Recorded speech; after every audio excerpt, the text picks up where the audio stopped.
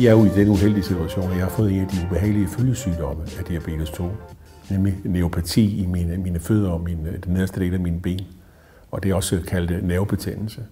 Og det betyder jo, at jeg ikke har nogen følesans. Jeg kan ikke mærke, hvis der er en sten i skoen, eller jeg har fået en rift på en stor tog, eller hvad nu det kan være. Og det var også det, der skete for mig. Jeg var til en fest, blev iklædt nogle lidt for stramme sko ved den lejlighed.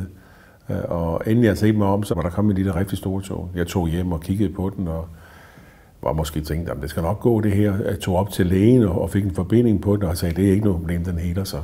Så gik der 14 dage, og jeg blev ekstremt syg. Jeg var ikke helt klar over, hvad det var.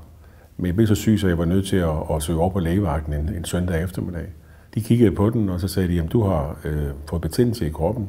Det kommer fra din store tog, og det sår, der er på din store tog.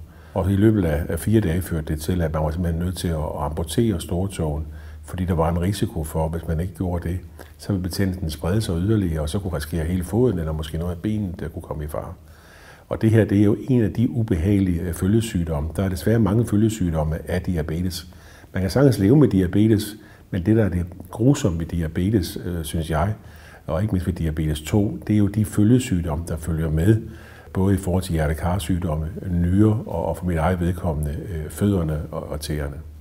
Og så er jeg jo glad for, at jeg som diabetesambassadør kan medvirke til at skabe opmærksomhed omkring diabetes, omkring følgesygdommene, men også med en klar opfordring til alle om at få målt sit blodsukker.